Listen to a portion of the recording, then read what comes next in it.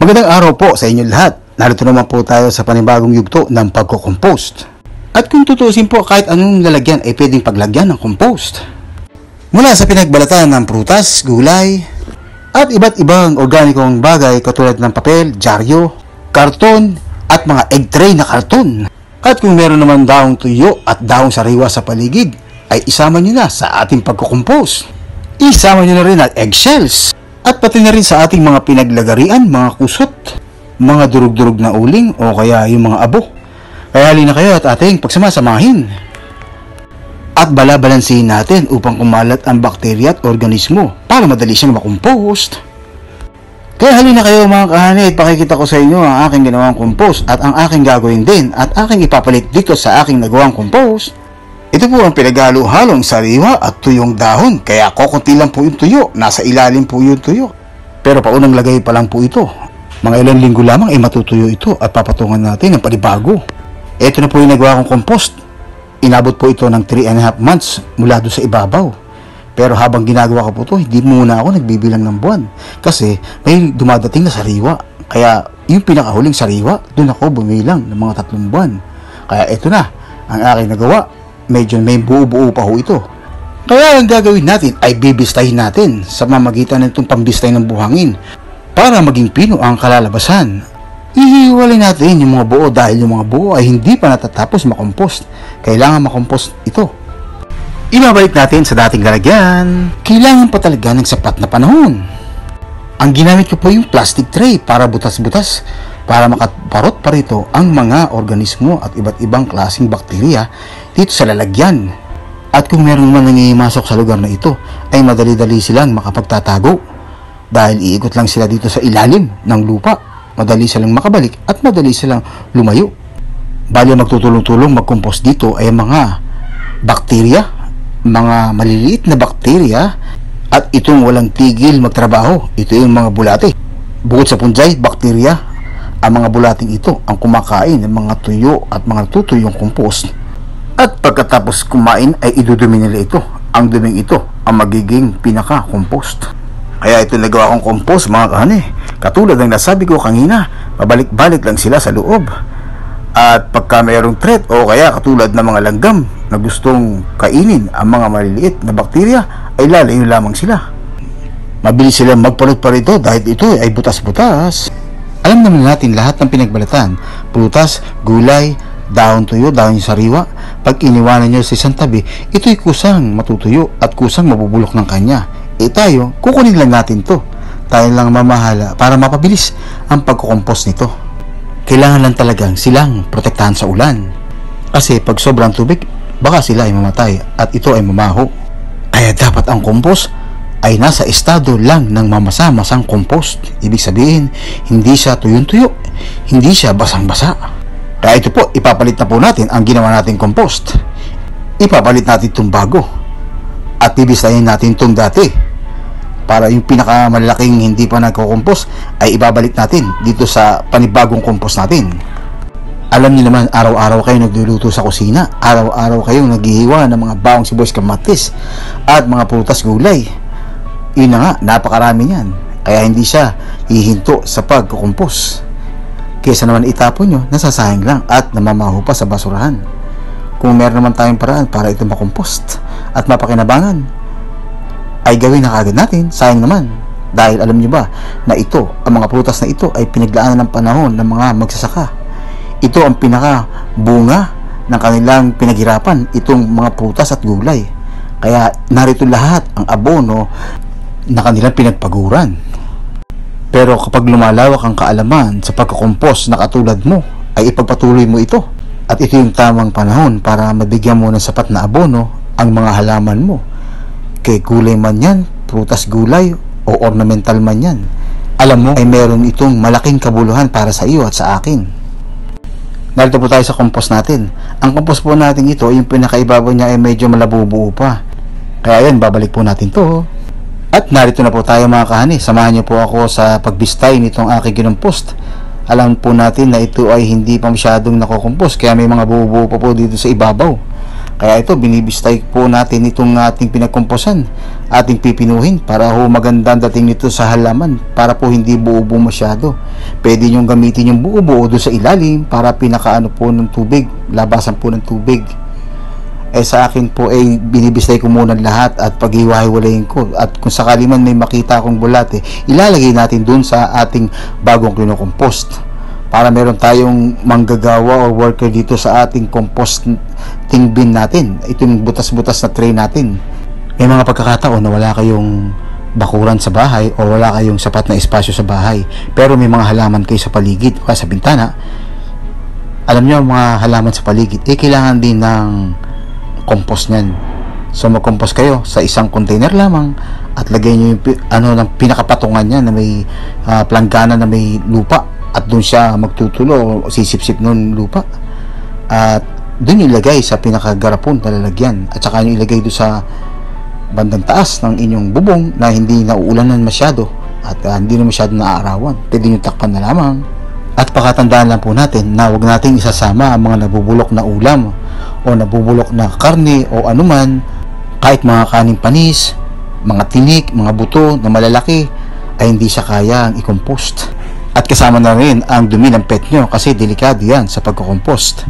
At lalo na yung mantika at langis. At magiging puntahin pa yan ng mga ipis. At saka ito nakakakilabot na daga. At syempre, alam nyo na, ito ay makokontaminate. At ito nga pala mga kahani, ito nga pala yung ating panauhin. Ito yung mga bulate na ibabalik natin dito sa ating pinagkukumpusan. Dahil po ito yung malaking tulong dito sa ating ginagawang compost. Ito, medyo marami po yung medyo malabo-buo pa, kaya ito ibabalik po natin. Papabilisin na natin para makita nyo kung paano talaga yung pagproseso. At ito na po yung compost natin. Pinong-pino at walang amoy. Amoy lupa lang. At ito na po, pinaibabawan ko na po nitong compost na buo-buo. Ito po yung mga sariwa na sa ilalim, pati yung tuyong dahon. Pinaghalo-halo ko na po yan. Senior cut ko na po at pinaibabawan ko na. At ito po, pagkaano, matitipi na po ito. Kailangan po, pag natipi ng tipi, edi pagka may pinaghiwa na araw-araw, alam niyo naman, araw-araw laging may hinihiwa or laging mga balatan ng mga prutas, gulay. Ito, ilalagay po natin dito sa ibabaw lamang hanggang sa natitipi yun. Matitipi pa po ito. Kaya ito lang po pinaka-base natin, itong pinakabahay ng mga organismo, mga punjay at saka mga bulate, para po kainin itong nasa ibabaw at saka nasa ilalim. At didiligan lang po natin ito ng konti, pawirig-wirig lang po ito ng konti. Ito, mga kalahating tabo lang po ito, dahil konti lang po at maliit lang po ito lalagyan na to. Maliit man malaki, ay nasa ano po yan, pagdidilig lang, konti lang po ang pagdidilig. Kung malaki, di marami-raming tubig ng konti, pero hindi po lagi didiligin nyo. Titingnan nyo po ibabaw kung nanunuyo. At kung sakasakaling nanunuyo na nakikita nyo parang namumuti na yung lupa, yung nagiging kulay aligabok na, ay ito, kailangan nyo birig-birigan na lang.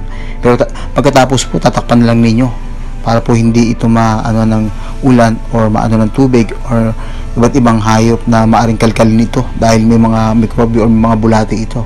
Baka po kayo ito ng mga manok kung may mga manok dyan. Ang takip po ay magsisilbing protekta sa araw at saka ulan. Kaya ilang linggo lang, matitipi na naman to. Kaya lalagyan nyo uli ng lalagyan hanggang sa alam nyo naman na pupuno na. Pag sobrang puno na, tingnan nyo muna matuyo-tuyo. Pagka alam nyo tuyo na, at saka bumilang ng 3 buwan para masigurado na ito'y makukompost. Ito ang magsisilbing imbakan nyo ng mga pinaghiwaan nyo. Sadya pong napakalaking tulong nito sa paghahalaman, lalo na kung bago ka pa lamang nagsisimula o nakakaisip ka ng mga abono na organiko lamang na katulad nito na iniisip mo. Ito yung mga abono na hindi artificial, chemical, walang iba kundi organiko lamang, kundi ito yung organic composting. Kaya ito, nakatayo po ito sa mataas na bahagi para pag umagos man ng tubig, aagos na lang siya. At magandang umaga po uli sa inyong lahat mga kahani. Ito po, matapos po yung 2 araw. Ito po yung aking additional na ilalagay dito sa ating kinompost. Iibabawan po natin yung iba na sa ilalim. Tuloy-tuloy lang po ang lagay dito. Ito po yung walang limit habang mababa siya. Ito po yung bababa pa rin. Kaya habang mababa siya, lagay lang po tayo ng lagay. Mga ilang buwan pa po ito bago mapuno. Matagal-tagal din po ito. Aabutin po siguro ito ng mga 4 or 5 months para mapuno ito. Ito po yung natitipi din kasi natutuyo siya kaagad eh. So yung pinakaibabaw, pag pinakaibabaw na po, doon ko binubudburan ng kinumpos ko. Tsaka ako bibilang ng 2 o 3 buwan para sigurado. Kaya ito, lagay lang po ako ng lagay kasi bago pa lang po, matutuyo pa po ilalim. TTP po ito, matitipi na matitipi hanggang baba ng baba. Pag natipi, lagay ko uli ng lagay kasi wala naman po limit ang paghihiwa natin araw-araw. Kaya habang may hinihiwa, lagay tayo ng lagay. Kaya ito, pinahalo-haloin po ito. May kasamang eggshells po ito, pero yung eggshells dapat dudurugin nyo mabuti para sumama kagad sa compost. Medyo matigas po kasi yung eggshells hindi, dapat didikdikin nyo na para maging pulbos siya, para maisama nyo dito sa ating kinocompost. At saka nyo tatakpan ulit. Yan, edi okay na. Ngayon, bukas 1 linggo, lagi nyong ipunin. Pag may after 2 days, meron na uli kayong ipon, ilagay nyo uli na ilagay. At pabayaan natin pagpiestahan ng mga bakterya. Ang sabi nga pala ng anak kong maliit, ang sabi niya, kapag daw ikaw niko-compost, anong tawag sa'yo? Ang sabi niya, sabi ko, ano? Ang tawag daw doon, composer. Tama ba yun? At narito po tayo, pakikita ko po sa inyo ang paglilipat nitong aking halaman dito sa isang paso. Gagamitan natin ng kinompost na lupa, na press sa ating pagkukompost. Ito po yung ating lupa. Ito po yung buo-buo natin, pauna po natin ito sa paso para daanan ng tubig sa ilalim. Ito po yung buo-buo na hindi pa masyado na kukompost, papailalim po natin yan.